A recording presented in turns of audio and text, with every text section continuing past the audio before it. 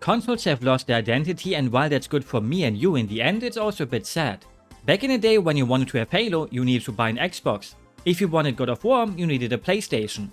And if you want Mario, then you still actually need to buy a Nintendo console. Unless the Switch 2 easily gets cracked like the first one, then you don't. I hope it will be, but sadly we have to wait for that. Nowadays you basically only need a decent PC and a newest Nintendo console if you want to play 99% of video games. And if you can wait a little bit for Sony titles to come to PC. Back then, you wanted to have all the consoles possible as a kid to be able to play every game you want. Obviously you didn't get to do that unless you were rich spoiled brat.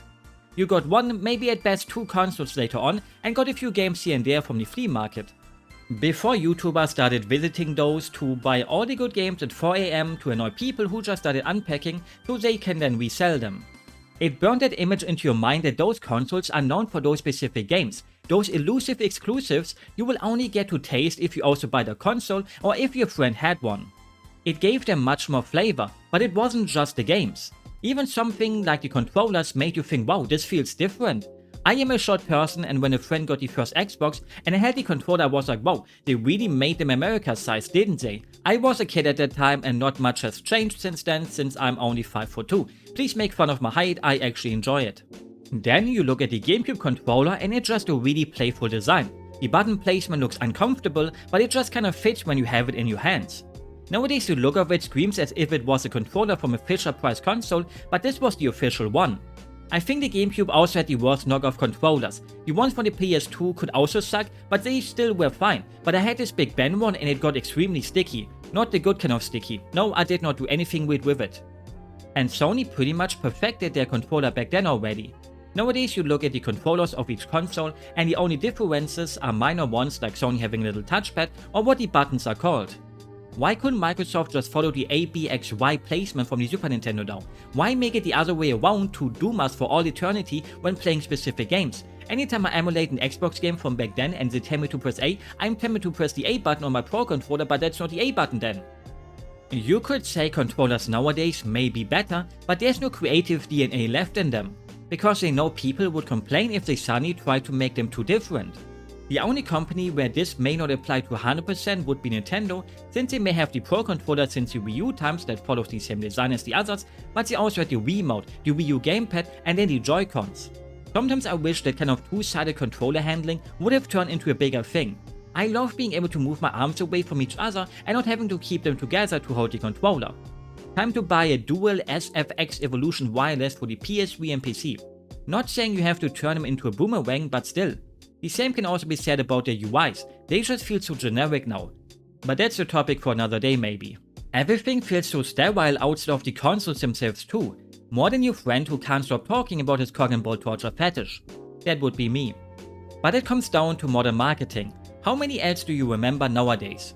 Probably not too many. Using 50 plugins to never see a single advertisement also helps with that.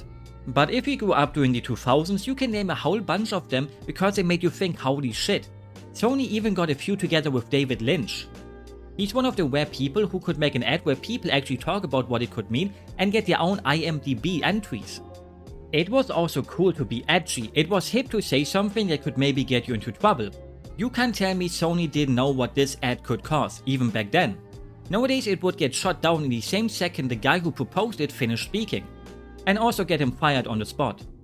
Remember when Nintendo made a red fuck it Game Boy Micro? Most people who saw this ad probably still do. They made some fairly unhinged ads during that time too, where they tried their hardest to shed that kiddie image before they hit gold with the Wii and took also a more wholesome approach again. I miss Trouble Tattoo Mario. Or the Xbox commercial where the woman plops out a baby that flies through the air, turns into a boy and then a young man who becomes old and crashes right into his grave. Showing zero games or consoles doing it. Did that ad help to sell Xboxes? Probably not too many, but it made you talk about it and think about it. Now if you look at these companies doing ads, it's just a bunch of happy young people or sometimes also older people who all look very happy gaming and telling you what makes their thing so special. Wow, you can play anywhere with the Switch. Did you know you can get all of those games for free on Game Pass? All of them could come from the same advertisement company. It feels a bit silly to talk about advertisements as if they were a good thing. Back then they annoyed you and today they still do, but even more so with how corporate everything became. Another victim of the modern times is the console wars. Is there even still a war? Back then the battle between Xbox and PlayStation with some Nintendo thrown in here and there meant something, and I was never a person who was interested in console wars. Obviously there was also Nintendo vs Sega, but that was before my time, despite me being also fairly old already. Fighting any kind of console war nowadays feels like that one Japanese soldier who kept fighting on without a reason when the war was already over. There's no more fun or joy in it. A bunch of balding men children who can't let go. Nintendo gets a lot of shit and they deserve it, but they feel like they're getting excluded from those discussions for the most part, and it's Sony vs Microsoft for those people stuck in the past. Both are just boxes now where you can play any game on them. What's even the point of the battle when they're basically the same thing? Is fighting over FPS and resolutions really that much fun? It was always the games people would be jealous about for the most part, with the technical aspects being more in the background. Like Metal Gear Solid 4, PlayStation owners made fun of Xbox bros for not getting the game, and if they would have gotten the game, they would have needed like 5 discs to install it. Just some good old banter. Now both consoles get the same games and it's not the same, which leads to the biggest point what made consoles so special, the exclusive games. The most important part of a console back in the day, at least for me. I have to say I was never much of an Xbox guy, but they always had games that made me sometimes think, wow, I actually would maybe get one if they announced a couple more games like that. Panzer Dragoon Orta, Ninja Gaiden Black, Cameo, Lost Odyssey and a whole bunch more. I even got hyped for an Xbox One just because of Scalebound, rest in peace. You might have been a total mess of a game if you ever released, but it would have been a fun mess. Do I even need to talk about exclusive Nintendo games? Everyone knows the games Nintendo makes themselves, but sometimes they would also fund those third-party games that made you think, wow, Nintendo was responsible for this? Best example would be Bayonetta 2, and I still remember how much ass hurt it cost, because people thought it would eventually also hit other consoles despite being funded by Nintendo, so the chances of that were pretty much at zero. I never had a problem with those exclusive games when they're funded by a company, because otherwise the game wouldn't exist. Without Nintendo, Bayonetta would probably still be dead to this day. The only thing that kinda sucks, especially nowadays, are timed deals, but luckily those will be a thing of the past too eventually, since the costs are way too high to develop big games for just one platform, and it's smarter to get your games onto everything fast if no big company pushes the money up your ass. And then there was Sony during their peak for me with the PlayStation 1 or PS2, Ratchet & Clank, Sly Raccoon, Jak and Daxter, Ape Escape, Lammy, Spyro and Crash before they got taken over by everyone's favorite Uncle Bobby. Yeah, I'm one of those guys that thinks Sony died after the PlayStation 3 because they said goodbye to most of those mascots. And also to Japan Studio. No, the current lineup does not interest me in the slightest, so I will probably never get a PS5 or 6 or 7. It's better for me because if they do make a game that I'm interested in eventually, I can just buy it on PC then one day, but at the same time it still does make me a bit sad, because consoles were always just kinda cooler to me. I don't want to turn this into a PC versus consoles thing, because I do understand why people would rather still buy consoles, but when you get a decent enough PC to play most games, you really wonder what's the point of these newer consoles when their games on PC anyways. Remember when we thought PC ports are finally getting good but no Unreal Engine 5 is setting us back years? Thanks Uncle Timmy. From a consumer perspective, it's great now that I can play everything but Nintendo games on it. Good thing you have to think with your brain, and my heart is a cold wasteland anyways. Then there's also the spokesmen of these companies, and cars back in the day had the aura of a guy who could easily show up as a Yakuza boss and you have to beat him in Ridge Racer, but everyone after? They are all just a blur in my mind and feel more like the typical CEO you would expect.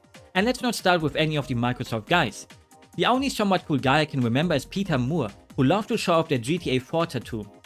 I even prefer the bland Sony guys where you can feel that they despise you and barely hide it in comparison to the biggest faker called Phil Spencer, who in my eyes is worth less than fucking Don Madwick. Guys, look, I'm wearing a shirt with your favorite dead IP on it. I'm just like you know, I love playing Banjo, that's his name, right? Kazooie. Don't worry, I will not cut any more jobs and all that. At least the Don basically spat into your face and didn't got your hopes up. Phil Spencer is a bigger phony than Peter Molyneux. Maybe he should take over the Xbox division, it can't get worse than Phil Spencer. The only other guy I can think of in the Western world that has that kind of status where most people like him in a certain way would be Todd, with all the memes about him. Love him or hate him, but he's funny in a charming way. Just remember, don't believe his lies. I'm sure the next Elder Scrolls will be great, right?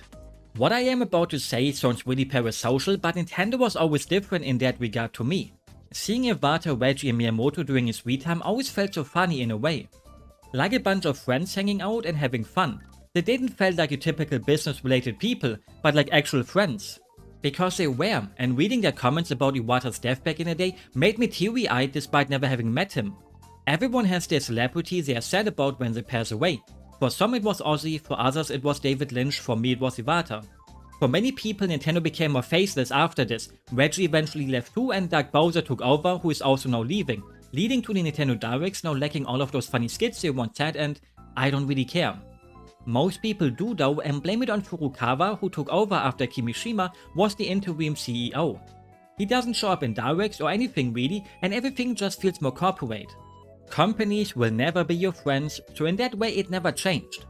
But the older Nintendo gave you a feeling of friendly friends, while now it feels more like yep, a company doing company things. It's a smart marketing technique in a way. Look at all the Iwata skits when he unboxes the Wii U or the other ones like the infamous banana. You can't be mad at him even when things flopped with the Wii U and the 3DS launch. Again, for many it seemed that Nintendo changed after him for the wars with the DLC or unfinished sports games, but those already existed during Iwata too. Yeah, the sports games launched under Furukawa feel unfinished, but they at least got more content here and there. Look at Ultra Smash, it only has one stadium for a tennis game. People now say the Nintendo DLC sucks, but they already made some fairly overpriced bad DLC with New Super Mario Bros. 2 or the Fire Emblem DLC on the 3DS that wasn't totally trash but felt like a bit too highly priced.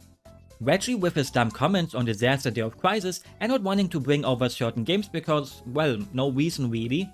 Then there's also that whole old Nintendo YouTube partner program where you had to share your revenue to Nintendo with them or else you would have trouble with getting money out of those videos, things like that.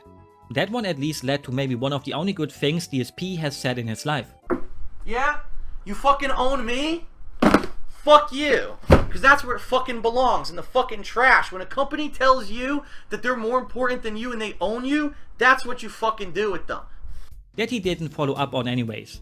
It feels like sometimes people have the memory of a baby and don't think back in the day everything was fun and dandy when things always sucked here and there, just like how they will continue to with Nintendo. They did stupid shit that shows they don't care about fans sometimes, and they will continue to do stupid shit that shows they don't care about fans sometimes, regardless of who the CEO is. In the end, does any of this really matter to me or you? Not really. There's still good games getting made nowadays, but some of that magic is lost for all of these companies. They hit their peaks in a way except for Xbox and will continue this path. Nintendo is gonna do Nintendo things, Sony will keep making the same console over and over, and Xbox is everything now I guess. Maybe I just grew up and I'm entering my back in my days, things were more special phase. I will buy the stuff I like and I will not buy the stuff I don't like, just like how I always did it. I hope this video didn't come across like one of those gaming is dead videos because that was my intention and I just wanted to maybe rant a bit about how everything became a bit less special. But now it feels like I'm just repeating myself. Obviously there's way more to it than what I mentioned too, but some of those topics deserve deeper dives into them and maybe one day I will do that. Just always remember, companies are not your friends.